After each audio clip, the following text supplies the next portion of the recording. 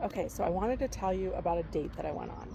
So, about a year after my divorce, I decided to start dating, and I went onto the dating apps. Won't do that again. That was, excuse the ducks in the background. I'm at the park.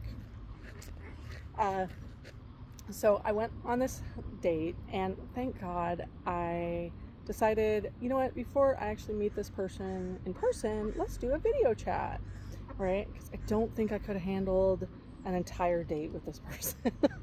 so, um, so one of the things that my ex had made me promise was that I would not date an African American, right?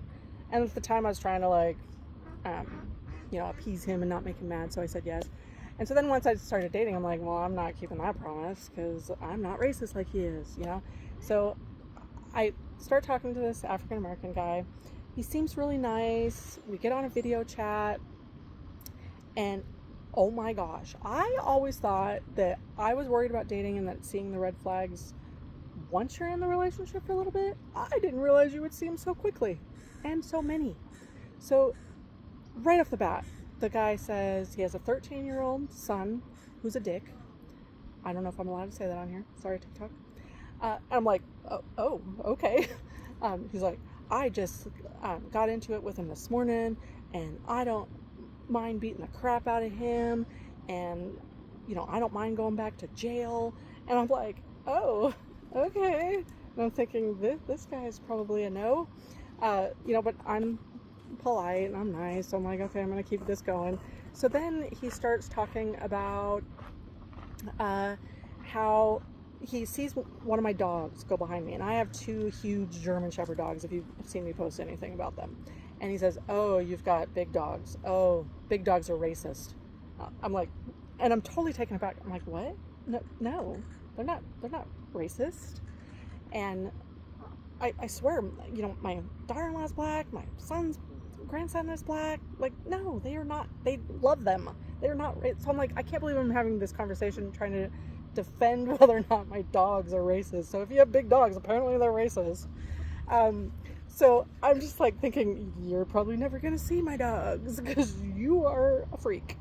And like the conversation just kept getting worse and worse and worse. Like at one point I asked him, because on his profile he said that he worked at this dealership or something. I said, oh, he's like, oh no, I don't work.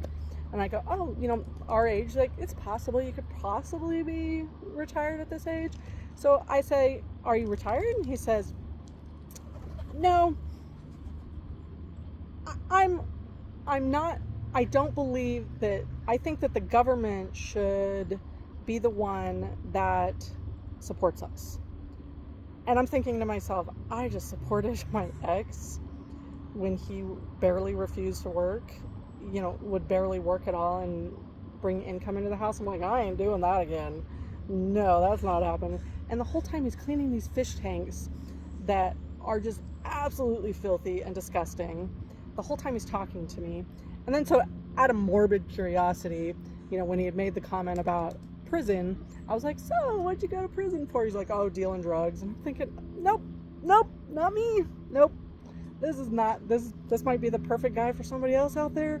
This is not happening with me. And I think I lasted 2 weeks on the dating apps. So let me know how your guys' dating has went after being in an abusive relationship. Thanks. Bye.